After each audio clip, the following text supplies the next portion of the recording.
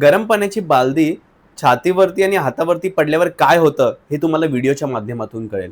So मित्रांनो, 45 वर्षाचे काका आहेत. सकाळी मॉर्निंगला कामावरती जाण्यासाठी उठल्यानंतर गरम पाण्याची बकेट घेऊन वॉशरूम मध्ये जात होते आणि पाय स्लिप झालं आणि ते पडले.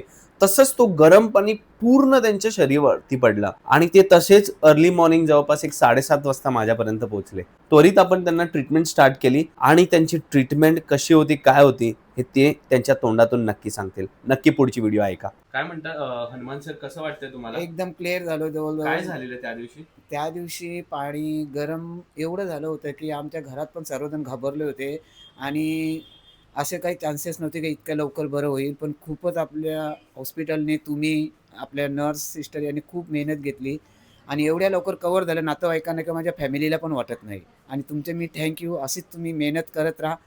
देव तुम्हाला यश देवो, हीच एक माझी सदिच्छा आणि तुमचे पुन्हा पुन्हा मी आभार मानतो. पण कुठे कुठे जळालेलं नेमकं? हात, छाती पूर्ण दोन्ही बाजूला. लेफ्टला, राईटला थोडं कमी होती, पण होती. जवळ-जवळ आणि त्या 10% हाताला काय लागलंय?